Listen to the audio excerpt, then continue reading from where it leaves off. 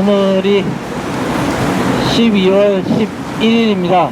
다들 아시겠지만 12월 11일, 작년 12월 11일은 국정원 댓글 사건이라고 명명이 되었던 김하영 씨의 오피스텔이 적발이 되었던 날입니다.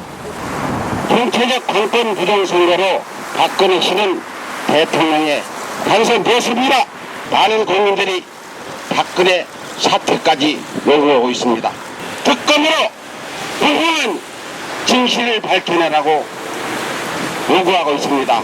그러나 여러분들이 아다시피 청와대는 끄떡거저 앓고 있습니다.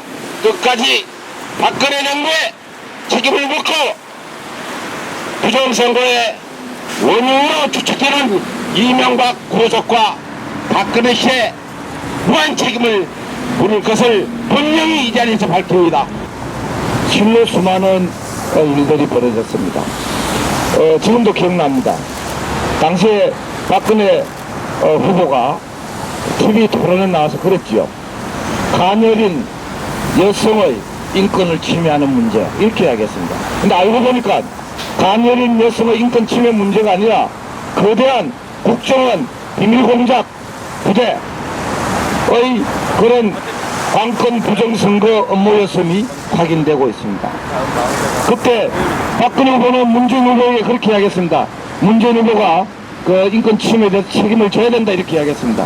근데 국가기관인 검찰의 조사 결과, 수사 결과 국정원에 의한 조직적, 체계적 대승계획 공작이었다는 게 밝혀졌으니까 당연히 박근혜 후보가 국민들 앞에 사과해야 되는, 책임져야 되는, 문재인 후보한테 책임을 추구했다면 자기한테도 그 책임을 물을 수 있는 정도의 균형 감각을 가지는 게 상식이 아니냐, 이렇게 생각합니다. 지난 1년 전 이 사건이 밝혀졌을 때 박근혜 당시 후보는 국정원 직원에 대한 인권유린 사건이라고 말했는데 지난 1년간 온 국민의 참정권이, 헌법적 기본권이 무참히 유린되어 왔습니다. 남대주 국정원장이 불법이 나왔던 국정원 직원들을 비호하고 그 직원들에게 수사를 협조하지 말라고 하고 스스로 증거를 지시하고 그 증거를 은폐한 직원들을 보호하고 엄호하고 있을 때 이미 박근혜 정부는 이 사건에 깊숙이 개입하고 있었습니다.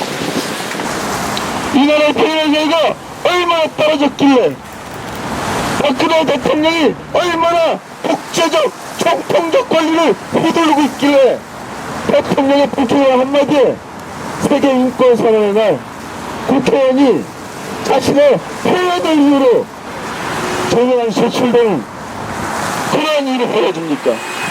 민주주의는 승리할 것이고 진실은 승리할 것입니다. 시민 여러분, 오늘은 이른바 국정원 댓글 사건이 적발된 지 1년이 되는 날입니다. 국정원 댓글 사건의 진상이 조금씩 드러났을 때부터 국민의 요구는 분명했습니다.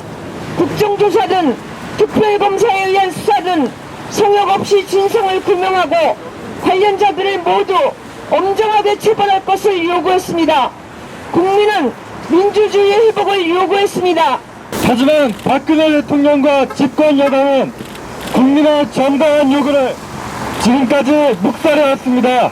국가정보원의 불법 행위를 소신껏 파헤쳐내던 검찰총장과 특별수사팀장을 기어이 쫓아내버렸습니다. 이 모든 일에 대해 국정 최고 책임자인 박근혜 대통령의 책임있는 조치가 있을 때까지 국정원을 해체 수준으로 전면 개혁할 때까지 함께 해주십시오. 북한으로 진상규명, 박근혜가 책임져라, 박근혜가 책임져라. 민주주의